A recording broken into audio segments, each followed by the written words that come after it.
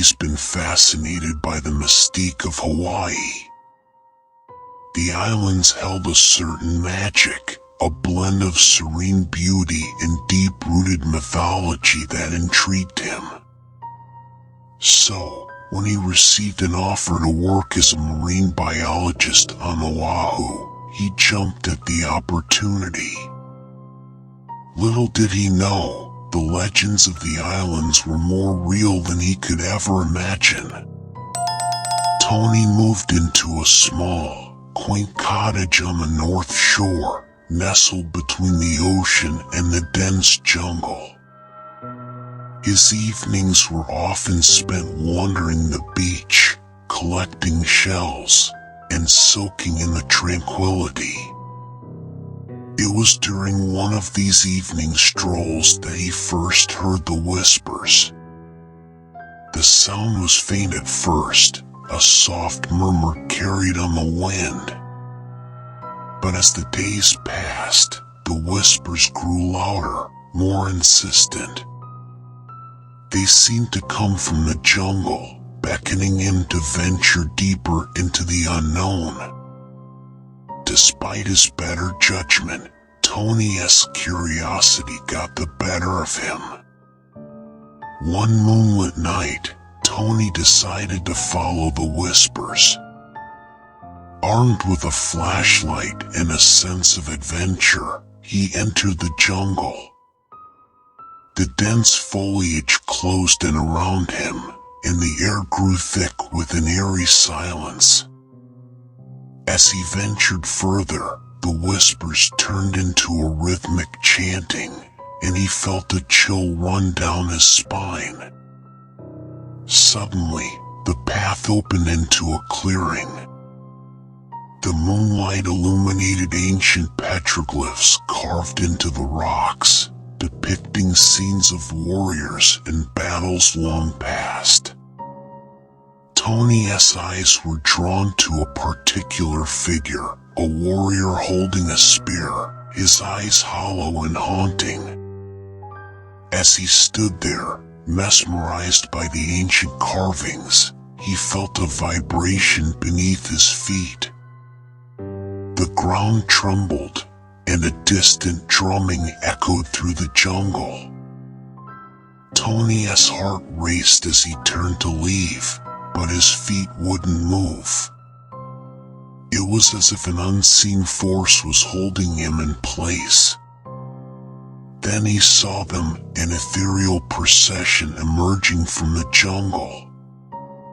Dozens of ghostly warriors, clad in traditional Hawaiian garb, marched in unison. Their eyes glowed with an otherworldly light, and their expressions were stern and unforgiving.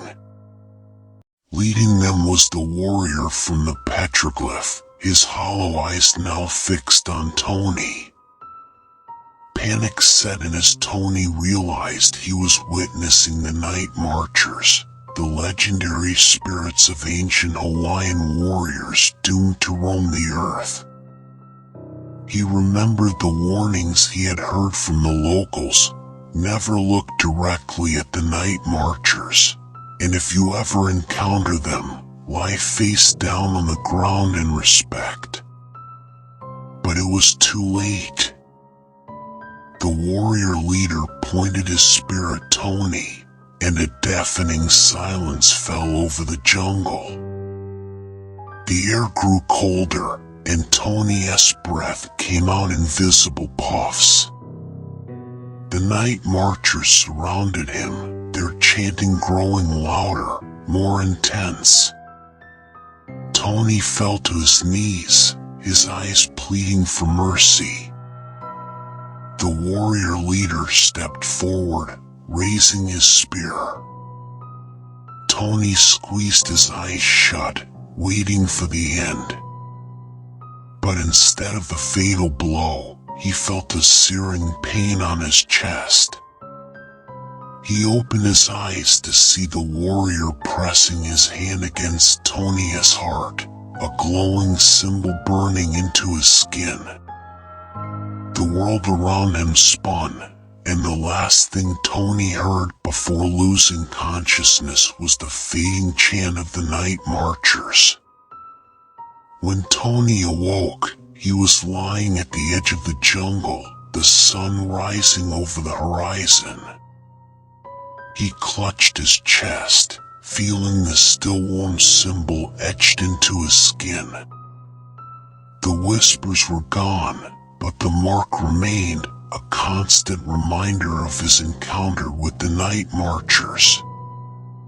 From that day on, Tony was never the same. He could feel their presence, lurking just beyond the edge of the jungle. He knew they were watching, waiting. The nights were no longer peaceful. They were filled with haunting dreams and the distant sound of drums. Tony had become part of the island's legend, forever marked by the Nightmarchers.